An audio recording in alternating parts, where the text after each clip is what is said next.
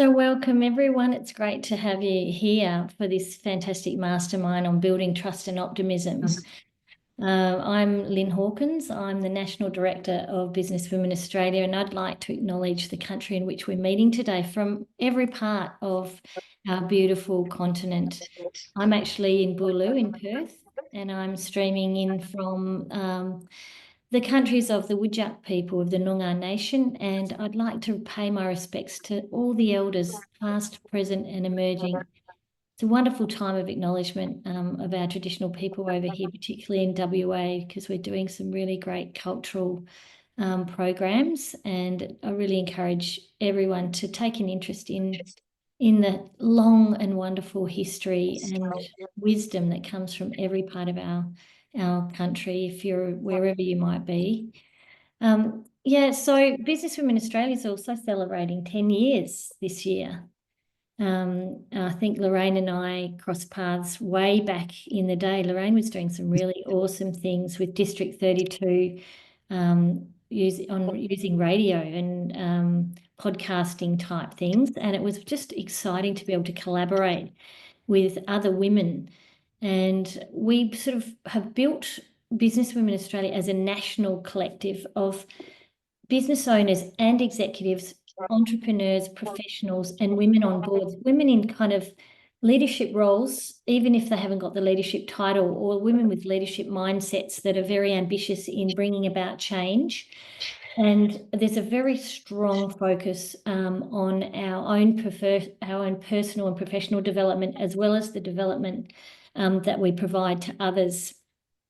We find a lot of women come into our webinars and our in-person events around the nation that are really looking for the best practices, looking to learn from their peers, looking to support other women, and also to bring about the changes in organisations that we need to bring in, knowing that we do offer something very different. There are great benefits in joining. We're always adding more and more to our members' benefits.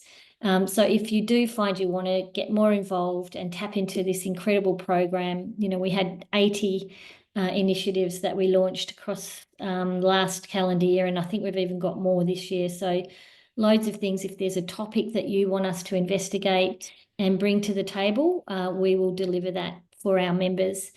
Just in March alone, there's so many on offer.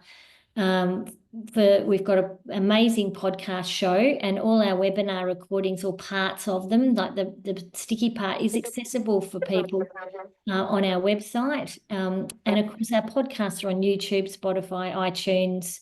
We'd love you to tune into them. They're very interesting.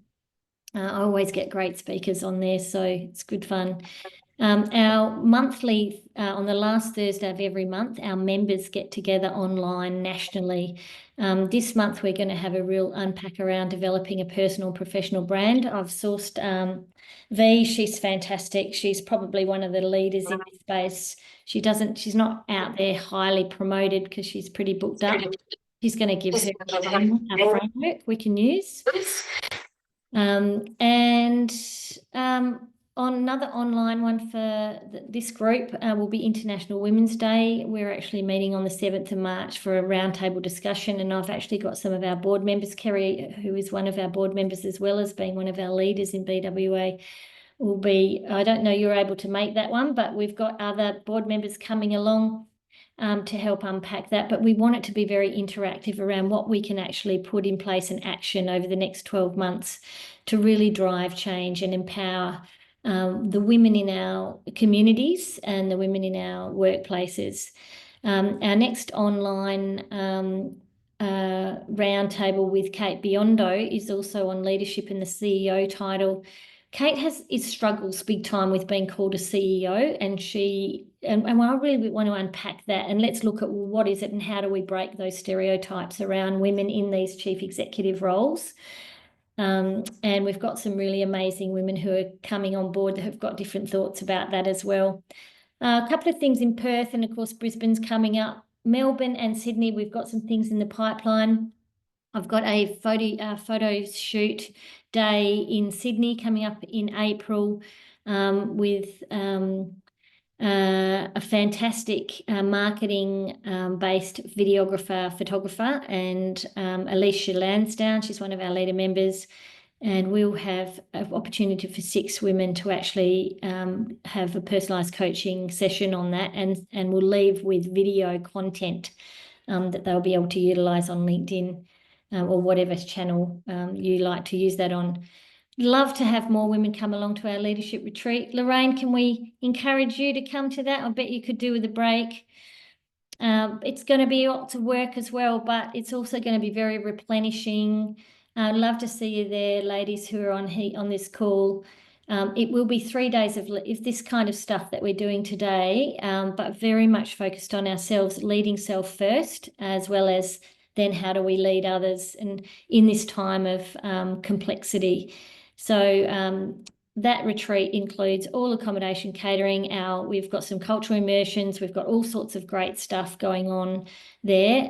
It looks like it's going to be cocktails by the pool. I promise you there probably may be a chance for one evening, maybe 2, where you can have a couple, but you've got to be all on the next day. For those of you who are big employers of women, I really recommend our Pink Health EAP, our Employment Assistance Program. Julie Fox and her team of clinical psychologists work predominantly with women and for women, so we really would love to see you engage Pink Health. Follow us across socials. Thank you to our sponsors. We could not do what we do without LG Accounting Solutions, COH Digital, Intact, MyVita, 3 Drops, and of course our wonderful favourite coaching accreditation supplier, FireUp.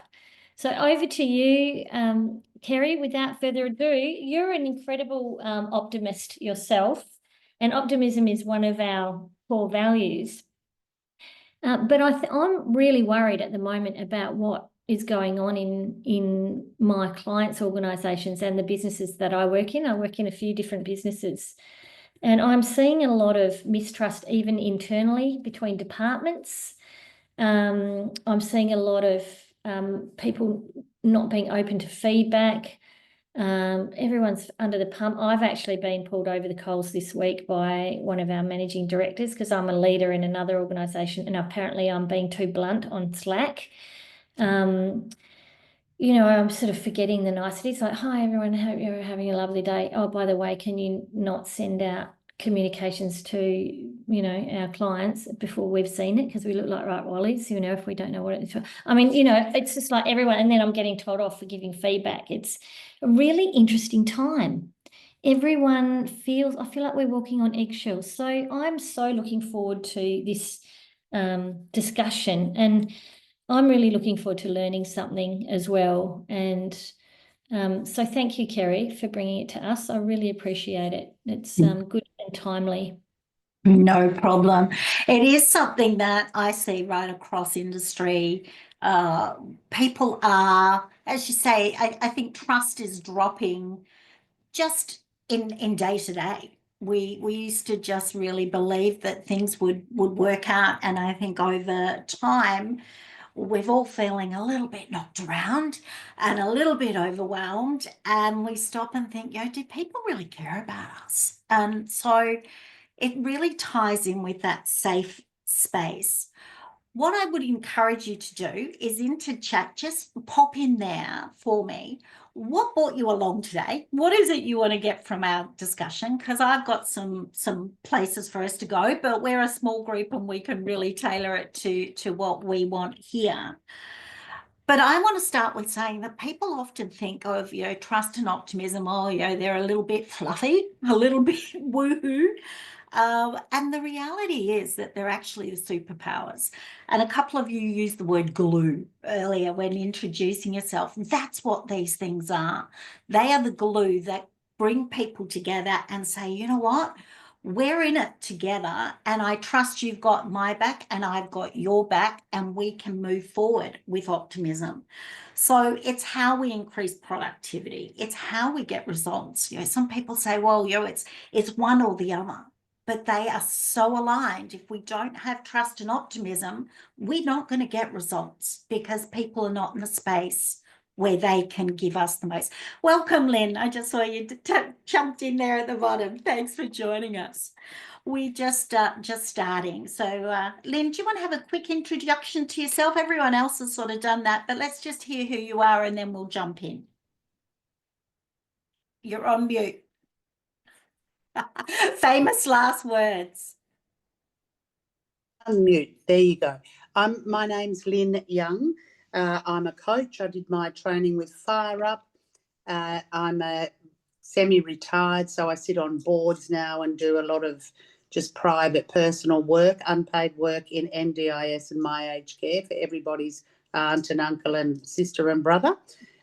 So sitting on boards, and I'm just really interested in trust and optimism, because it's interesting to be in a semi-retirement phase with less authority than you've had before, but still strong views. Perfect. We want to hear those views as we go through, Lynn. All right. So we're going to use breakout rooms because I really want you to be able to have some robust conversation, and it is something that's close to all of our heart.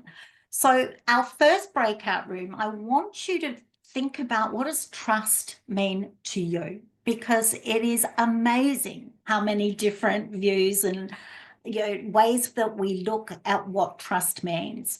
So in your group, what does trust mean?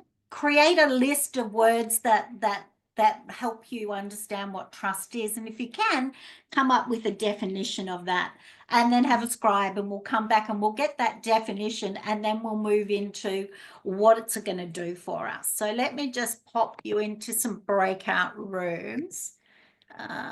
We'll just go for 2 rooms, and let's just go for 7 minutes and wait until you get a nudge back to the main room. So keep on chatting. You'll get that 60-second countdown and then back to join me. What does trust mean to you? And so you can share some experience there. Did we all have the same thoughts with trust, or did we sort of go on a windy path? What was the discussion?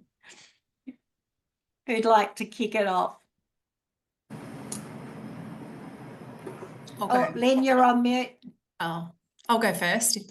Okay, thanks, Tracy, and then we'll come to you, Lynn. So I don't really think we got to what trust really means to us, but we talked a lot around how do we create that environment, and so yeah, we sort of spoke about intergenerational differences. We talked about having the right culture in the team, the right people in the team, the square peg in the hole. Yeah. So Leslie, did you want to add to that? Yeah, I referred back to I guess our mantra or hashtag at an organization I worked at back in the started there in the 90s, Arthur Anderson, and they unfortunately unraveled as a result of the Enron debacle, and then moved into Deloitte. We became Deloitte, but our slogan was think straight, talk straight. And it created such a powerful and really dynamic environment in which to work, where everybody was encouraged in a respectful and controlled way to basically have those courageous conversations. And it was in both the delivery of the message, but also how you received the message. And there was lots of coaching around that. We weren't just kind of go, oh, just do whatever you think. Just do it. Straight, talk straight means, because it means lots of things to lots of people. But it was an amazing environment in which to, as a 20-something-year-old, it was an incredible place to learn the right way and the wrong way. Yeah. One of our emotional intelligence capabilities is straightforwardness, the ability to have two-way conversation that's mutually respectful. So you're looking for that win-win. So it's win-win or no deal. And it's about listening to people and giving them. Lynn and I were talking about, Lynn Hawkins and I were talking in there about having to have conversations that give people the sense of value. Because if we haven't got a sense of value, that we've got something to add to a conversation and somebody actually wants to hear, like really hear, not do the nod and yes and I'm off, but understand what it is we're going to say. If that happens, then magic happens. But if we don't give people that sense of value, then they close down, because why would you offer something up when you've got nothing coming back and you feel like it's just lip service? And so people will go silent and they come back and then they don't share, either what's working and celebrate, because I love the whole concept of glimmers. Let's celebrate what's working. Let's know what our strengths are. Let's know what each person in this team brings to the team and celebrate it. And we'll look at my pillars later, because that's where that comes in for me. But it's about making sure that people add something. And if you've hired somebody into your team, then they're there for a reason. They're not there to just be, gophers. We want to bring all those brains in from and the thoughts. So, interesting conversation and feedback is part of that too. You cannot give feedback if you don't have trust. You're wasting your breath, because nobody's going to receive it. And if you're not listening to what your people say, then they're not going to give you feedback. Nothing that is valuable, because they are going to give you lip service if that's what they think that you want. Fantastic. How about the other room? Did you, what were the discussions there? Lin Young, were you going to jump in? You're on mute. You want me to unmute?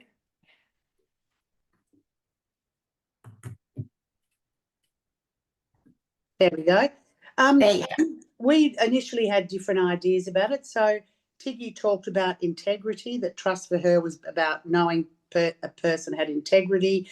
We then talked about, well, are you talking about communication, trust in communication? So authentic came from Lisa, being clear, reliability. It was interesting because my first ones I put down were acceptance, because everyone's got their own truth. You're not always going to agree. So you can still trust people, and you have to trust people even though they may have a different view than you, and to have some understanding of that and a belief in their knowledge. So my example was, you want to trust the doctor because you believe they actually have some ability. We then talked about a couple of other things. I really like the think straight, talk straight, by the way. That was great. And talking about, Lisa was saying she's very involved in the C-suite at the moment. So that and I was saying, for me, I've worked for a long time in disability. Often you'll get a group of a team of high-performing individuals rather than a high-performing team.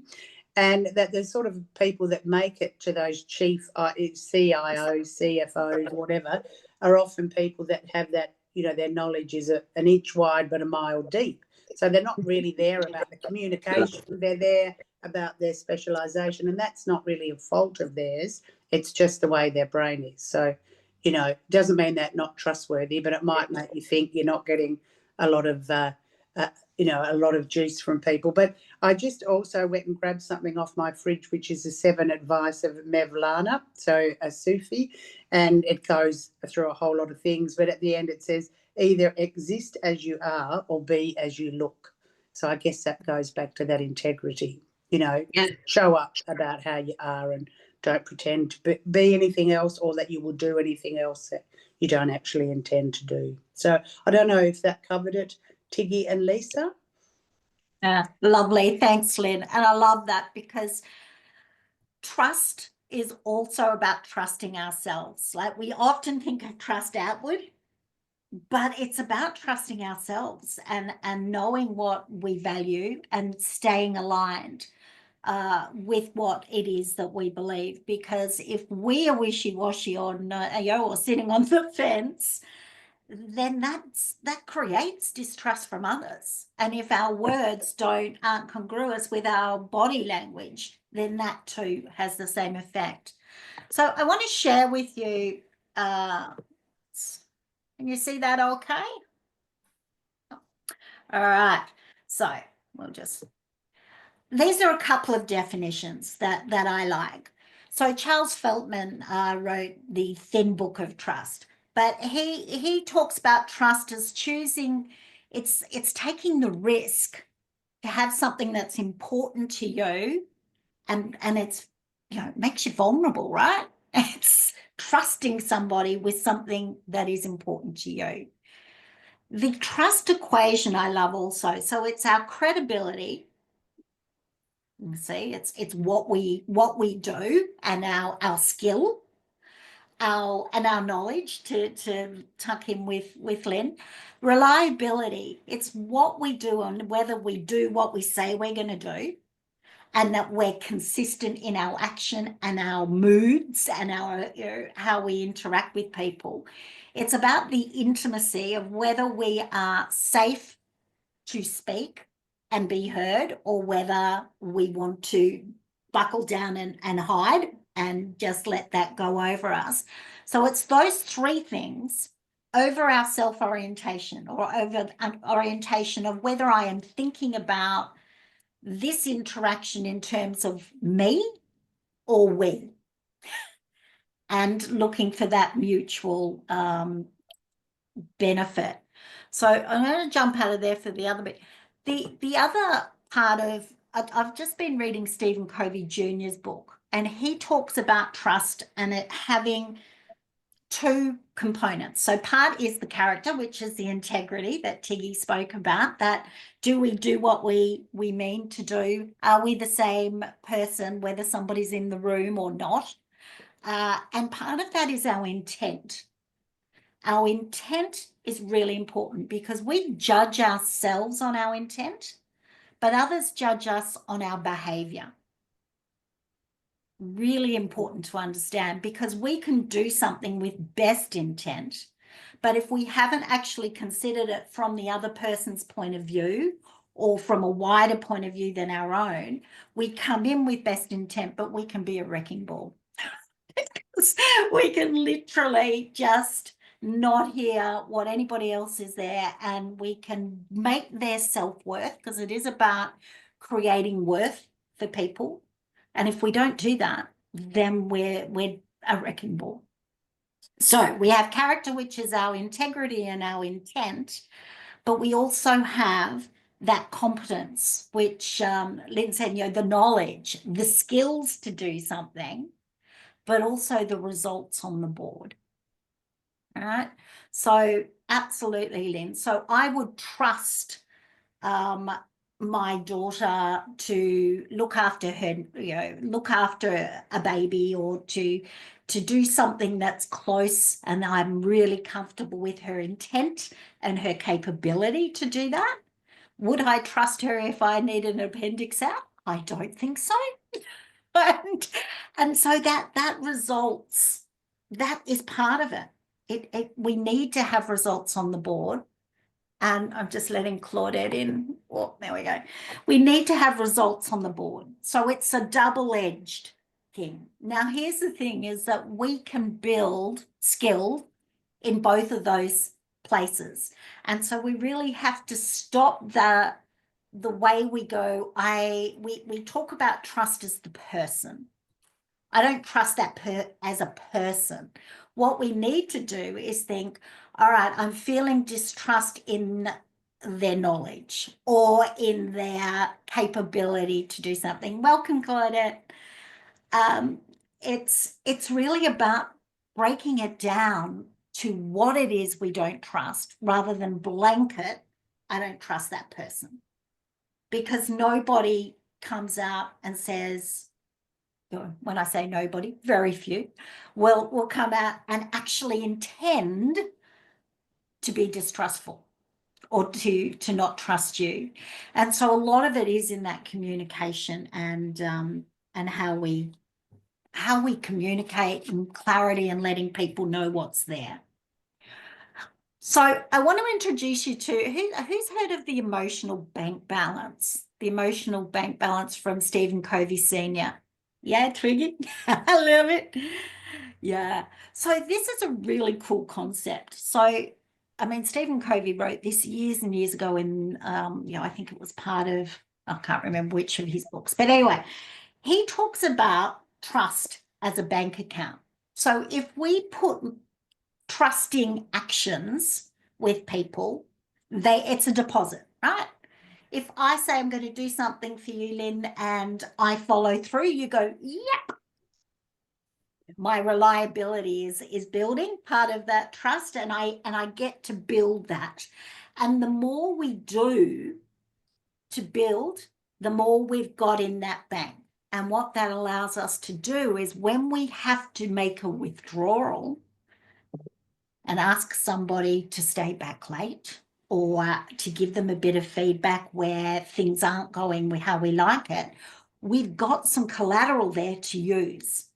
And people look at us when we've got that trust bank balance looking healthy, and they give us the benefit of the doubt. So think about that. If you trust somebody and they can do something really that undermines you, and we go looking for an excuse for them, right? Who's done that? And you go, oh gosh, they wouldn't have meant that. Yeah. But that exact same thing, if somebody did it that we didn't trust, we would go, oh, they always do this. And we would add to the woes of why we have this breakdown in trust. And so it really, it's our lens that we see through for relationships. So we want to put deposits in. Deposits are small things that make big impact. A withdrawal of any sort is big. And then we move from Stephen Covey Senior to Junior, who wrote The Speed of Trust. And he takes it one step further and he talks about a trust tax. So if somebody comes into a new organization and they inherit a team, just say you're a leader and you step in, or a part of the team, and you step in and there's a culture of mistrust, you're already in withdrawal. You've got no bank balance and you have to start from all the way scratch. They don't start you on an even, because our brains are wired to go friend or foe, and it goes to foe first. And so we have to build credibility and reliability and creating that safe space. So there's an inheritance tax that goes on there, as well as being taxed for taking out. So I'm going to give you some scenarios because I think this is sort of a fun way to explore this. All right. Oh, there we go. So we're a small group. We can do this in the big group, right? You happy to do that? Mhm. Yeah, perfect. All right. So there's been a successful project. I'm your manager and I say, oh my gosh, I'm so proud of my team. I've organised a team dinner at the most expensive restaurant here in Melbourne. You can bring your partners. Let's all be there next Friday night. All right. Deposit or withdrawal? Who's got some Deposit. thoughts? Awkward. And And we had the best team. And if this was the opportunity, we would be beside ourselves in the opportunity to go and hang out and play. It would be so invigorating, and we would have just gone and paid ourselves because we like to hang out and enjoyed each other as well as working with each other. But for those that are not in that team, or even those that are a little bit more introvert, who need to go home and recharge their batteries, or have done hours of overtime to get that project there, and the thought of more time away from their family or their own space to sit back with, it can be a withdrawal. That's true. I was just thinking about that after our big conference that we put on, and the guys announced that we're all going to have drinks at the bar at the very end, and we were like, oh God, we're all just like literally dropping after 3 days. And they were going, we're going to put on drinks and we'll have a debrief, it'll be great. So that was that feeling I had. And I was just, when Lisa was just talking then, I was just thinking, expensive restaurant in Melbourne sounds amazing. That's on my little brain. And if you were going, Yeah, Lynn, I'll go to I'm that. all in. I'll just sit at the other end. But it is about what else is going on for people. So the same situation in one group on one day might be different than another.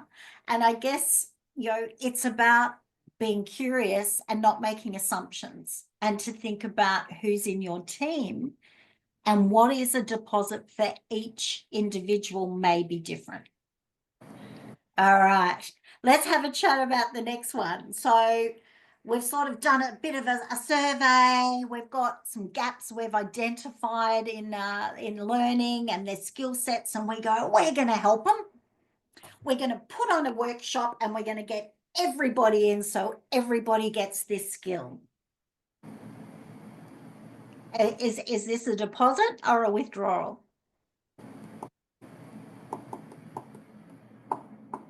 Thoughts? Well, I think it's the same, isn't it? It will be different. Some people will feel like this is a fantastic opportunity. We're doing something in my organisation around aged care, for the board kit, and I've been highly excited by it, because I think everyone needs to understand what we're doing in that part of our business. And I can see that for some people it's a effort and an imposition. So Yeah. Yep. So it really is about thinking, what's a deposit, what's a withdrawal, and then also thinking about the value of that. So it's a really interesting, in some of my workshops, I give people a whole list of things, and then they sit there and negotiate on what's the value, a dollar value for each of these things, to see whether they come out in front or backwards. So for you, Lynn Hawkins, for a health network, that'd be pretty good fun, to see what's valuable, what's not, and how that goes. I mean, even checking in on my reaction to both those things, because my first view was, first one positive, second one, no way. Why should I have to go to a workshop when there's a team skill set that's identified as it's clearly my problem because I'm perfect. And I'm just like thinking, God, I can see I might be a little bit of the problem here that I was talking to you about. I haven't built the trust with the guys. That's why we're having this internal conflict. I've actually, wow, massive light bulbs. Thanks, Kerrie. I need to go and build some trust with these guys. I'll see you guys later. I was coming into this thinking, I'm going to find out what's wrong with them and what they need fixing. It's actually me. Oh, Lynn, I love it. All right, just wanted to give you a little bit of the data that really goes into the value. 15 times more engaged if we trust our senior management. 42% more, 42 times more engaged, that if I have a go at something and it doesn't work, I'm not going to go, oh, I tried. Put it aside or pass it over to somebody else to fix. If we've got trust and we are able to take some risk taking, which only comes if we feel trusted and safe, then we go, all right, how else can I give this a crack? And we look for different solutions and different ways forward. So that's huge. The Columbus School of Business, they talk about it being distrust, making the cost of running a business double. Let's think about that. How big is that? And the cost comes because people who aren't in a trusting workplace question each other. They double handle, triple handle, quadruple handle things. Nobody wants to sign off it because I don't want to have my name on it. So I'm going to check with everybody else so that they're in here with me. And so everything takes longer and everything costs more if we don't have and the water trust in an cooler meetings organisation. go off and all the and if it's a Yep. hybrid team, all the separate conversations and the separate things that take people away from their work, and it's like classic, isn't it? Just Oh, go. absolutely, Lynn. How often do people go from a meeting into a smaller meeting with their trusted people to talk about the meeting, where laughing we should have all been there in that? Sorry, I'm laughing because I'm thinking, has Lynn been bugging my Teams meetings? Like, is she? Not This, me. It's very common. honestly, Leslie, I'm seeing it. I've got clients across the whole board plus 2 teams that I work in, and I'm seeing it everywhere. I don't know if it's still the hangover from COVID and everyone's exhausted because we're all doing so much. And now that we've started to get back into a momentum, we're starting to see all these extra things that need to be done. And kind of like we've all been in kind of like crisis mode, and the trust hasn't been built during crisis mode.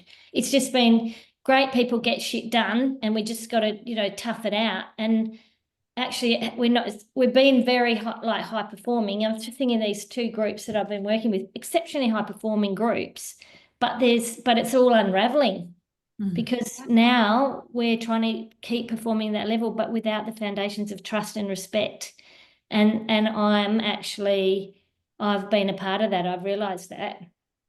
So I think we all have a part to play, and that's the thing, is that trust is not just it's everybody in a team from the top echelon all the way through, but decisions are made by senior execs. And so, if we can get that working, then it comes down, because there's some great data out there. There's a really good article, which I was trying to think of the name for you, Lynn, but it's on the fact that why do middle managers not engage their teams anymore? And what was happening was that people came in and they came to emerging leader workshops, and I need to engage and get people's feedback, and I do all the right things, and I collect that, and I go to my senior exec team and say, this is what we need, and this is what's going to help us, innovate and perform. And they say, we don't have the budget for that. And so they've got to then come back to their team and their people and say, well, nothing's going to happen with that. And so they stop asking the question. They stop actually looking for alternatives because they're not confident or not trusting that they have the authority to do what they need to do to get the job done. So it's really interesting. The other thing in this building of trust is David Rock, who did the SCARF work that some of you might know in terms of how we view the world, but he did work in a laboratory, and he showed that 60% of problems were solved when people were in a calm and trusted state.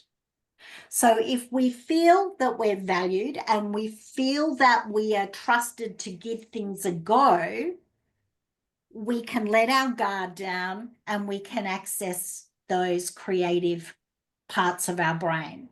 If we are in a space where we don't feel trust, lack of trust puts us into overwhelm, puts us into survival, where our brains go, oh no, let's put up some resistance here and push back. And so having trusting relationships, as I say, it's the superpower. It's what's going to get results. It's not about one or the other. If you put a relationship into place where people trust and are valued, they are going to perform because they're in a space to do it, and their brains can help them go there. So that brings us to Support Challenge Champion, which I think we're really itching to get into. What do we do to create this trust? So for those who haven't worked with me, I view everything through Support Challenge Champion, and I want to just explain to you what that means. So I believe we need to set a platform, a foundation of support. So that's allowing people to be heard. It's about creating a safe working environment. It's about listening to understand and not to respond. It's about understanding what our impact is on somebody else. So we don't know that without getting curious. And we have to stop making assumptions. Now, remember what I said really early in our group here today, we go friend or foe, we start with foe to protect ourselves. And so we really need to set that platform of intent and share our intent, and then understand what trust means, because we need to do those 4 components. We need to know our intent. We have to work with integrity. We have to have the capabilities, and we have to have some results on the board for people to truly trust where we're going forward. So that's support. Then we move into challenge, and we can't go to challenge without having that support foundation there. But when we're challenging, this is where we get to give feedback. We get to say, you know what, this isn't working. How do we have this work better? Oh, I can hear somebody's chat. So the challenges are really about opening our minds and questioning the status quo. And somebody said earlier, it's about being able to debate and disagree.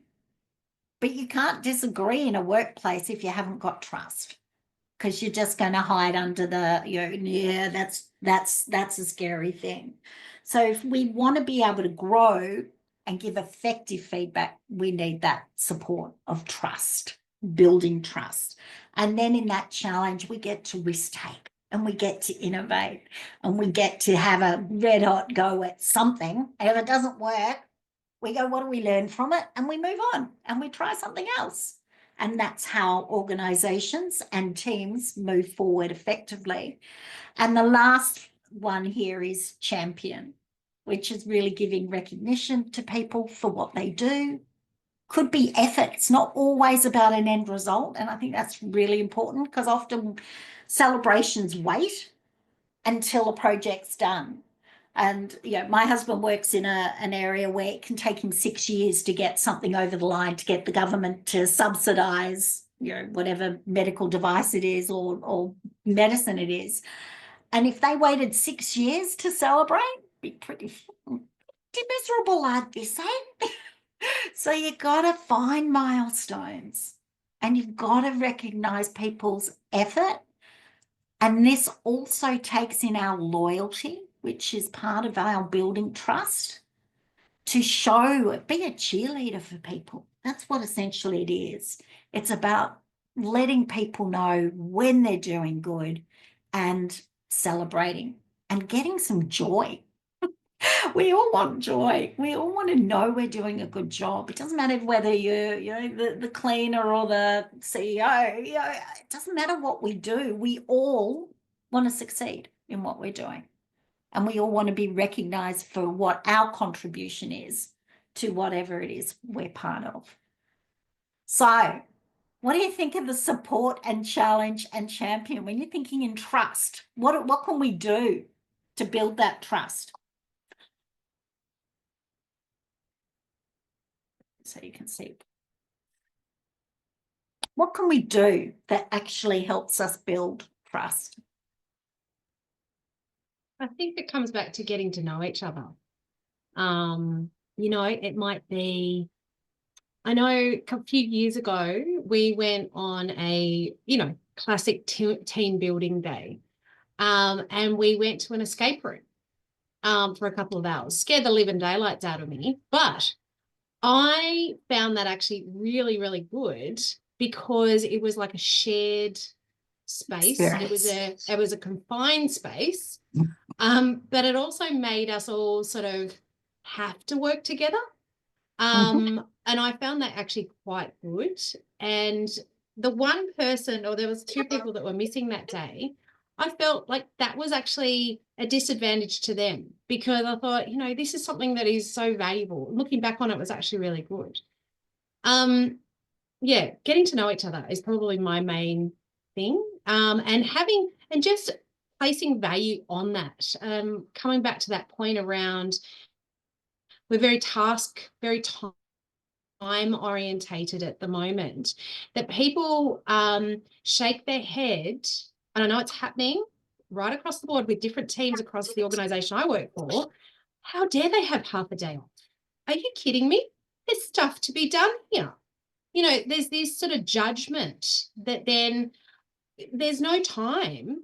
We should be actually efficiently being able to complete tasks. Why are people going on team bonding sessions?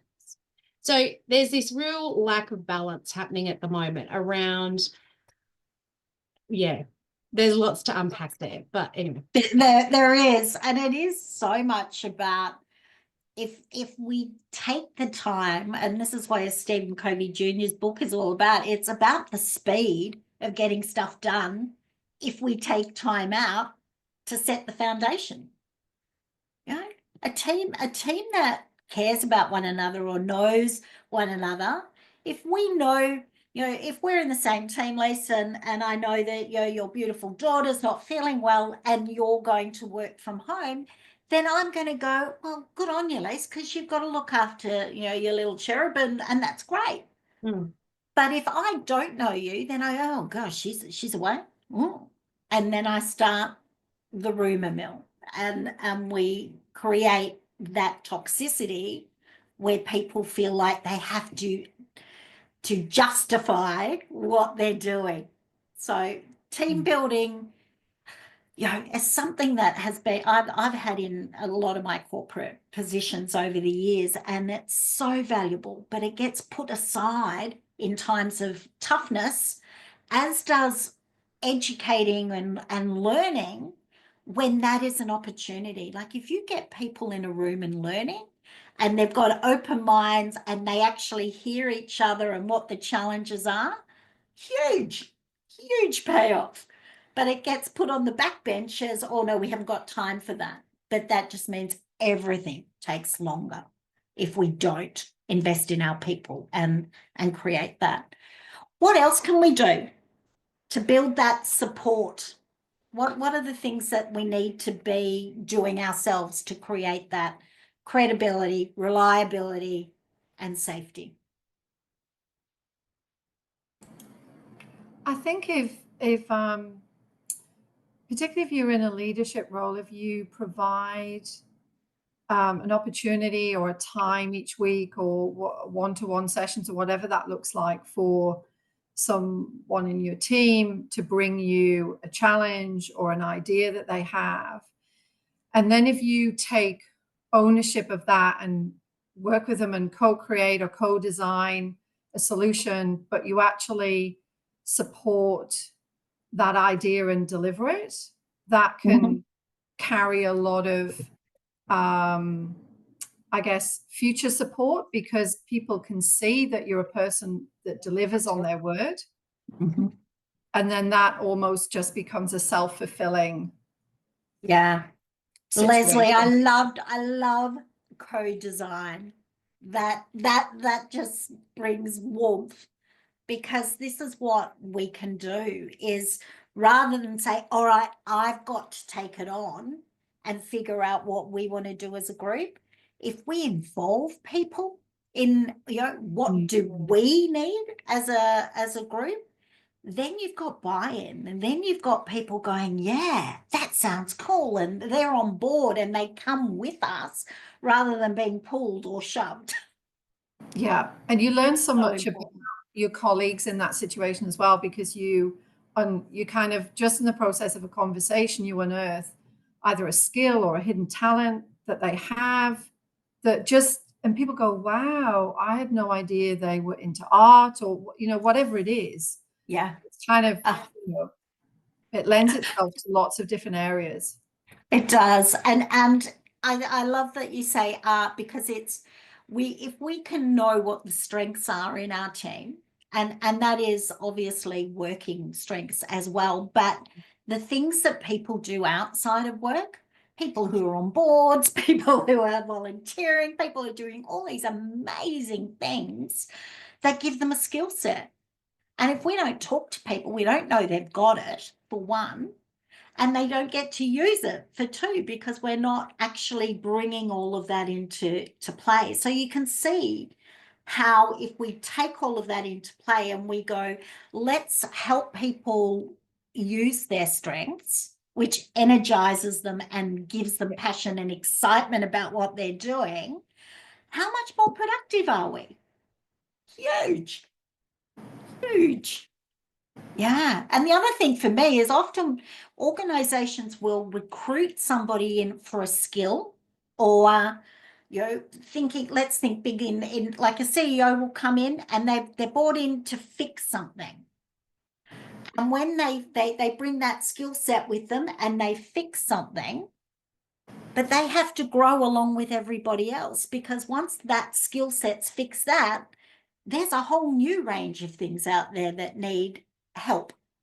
And so it's about really instilling a growth mindset, and a growth mindset can only come if we trust people and we trust ourselves to give something a go and be okay if I make a mistake or I muck up. I'll be okay. It's not going to be fun, but I'll be okay. And people around me will support me through that when I do that. It just opens so many opportunities. Cool. All right. So for me, we've sort of explored trust. We're going to step into optimism, because I think this is something that want to get a little bit of ideas on too before our time. We could spend hours, right? Don't know about you, but this rabbit hole is such a good one for me. I love it. All right, let's think about optimism. So I love this quote from Martin Newman, who co-wrote the Emotional Capital Report. A way of dealing with difficulties, of looking for opportunity, about knowing where we want to be and fighting the emotional gravitational pull to negativity. Faux friend. We can head that off at the pass if we work at it. So we have fallback behaviors, and our brains are all wired to protect us. So anything that is new, you think about when you've got to change and how often change happens in organizations. It used to be once upon a time you go, oh, there's a big change coming. Now it's just every day. There's just change in any organization. If we go and allow our brains to protect us, what we do is push back. We go, oh, no, danger. Am I going to be recognized for the skills I've got now? What's going to happen? What does that look like? I'm not sure. Oh my gosh, there's so much uncertainty, and we go into a spin. But if we can stop and go, you know what else could be true here? What are the opportunities that this might bring for me? It's a mindset for reframe. If we practice doing this, we get to do some pretty incredible things, and we get to move forward. I want to share, when way back in the day, I used to be a registered nurse, and then I wanted to get into pharmaceutical sales, and I don't know, 15 interviews, and I think 13 out of 15, I got told, Kerrie, we'd really like to keep in touch. You were our second choice, but you have no experience. And the person we chose has experience. 15 times I went in, I got all, okay. But I kept going. And that's part of this is, I had a vision. I knew what I wanted to do. And then when I got the job, this is how it happened. I went to, let's say 16th, could have been 20th, who knows, long time ago now. But I went in there, and the GM sat down with me, and he said, well, welcome, Kerrie, and yes, we're going to have a chat. And I said, okay, I've got one question before we start this conversation. I'm just going to come out so I can see your faces. I've got one question before we jump in. And he sort of went, what? He's a bit taken back, right? You're not meant to be asking the questions. Anyway, I said to him, I need to know, are you open to hiring somebody with no experience? Because If you're not, I want to save both yourself and myself the next hour, and we'll move. Do we want to have this conversation? And he just looked at me and I went, oh, what did I do? What did I do? And then he went, let's have a conversation, Kerrie. And so we chatted, and then I got the job. And he said to me, it's because you said what you wanted, which is another one of those emotional intelligence things of being straightforward, not fluffing around. But I got to, for me, it was really me moving out of my comfort zone, because I'm not somebody who pushes back, or certainly not back then in my early 20s or whatever I was. It was so out of my comfort zone, but I was so over people taking all of that time and then saying, oh, but you don't have experience. We've got to, so this is part of what optimism gives us. It's the resilience to have another go, to get up and get better, to learn from what's happened in the past, and to move forward with, some gusto and passion and belief and trust in ourselves. That's what it is for me. So what I would like you to do, they're doing pretty well. All right. I want you to, I'm going to bring up these meanings again, because I think this is really a cool thing to do, is to go into a breakout room, and I want you to have a share of what optimism is, thinking about particularly Martin's, how are we placed with knowing where we want to go and why we want to go, and how do we push back on when that negativity and the overwhelm comes in? How do we move forward? Because if we do this, this is where magic happens. This is where, both for ourselves, we can create this for ourselves, and the more we have it, the more we get to influence others to come on this journey with us, with some excitement, rather than being dragged along. So take a photo of the slide if you can, so you've got that to talk about. And then let's get you into a breakout room so you can talk about your experience and what you would like to share, what sort of things come up. Think about the questions you've got, and we'll come back and just round up and do a question and answer breakout. I'm going to mix it up. Recreate. All right. So how are we doing time-wise? It's a topic that can go quick. All right, let's 7 minutes in your breakout rooms. What is optimism for you? How does it play out in your workplace? What questions have you got in this trust optimism or experience you would like to share with others? So rooms are open. Jump on in, and I'll see you in 7 minutes. Are you okay, Tiggy? Yep, next she goes. You want to pause?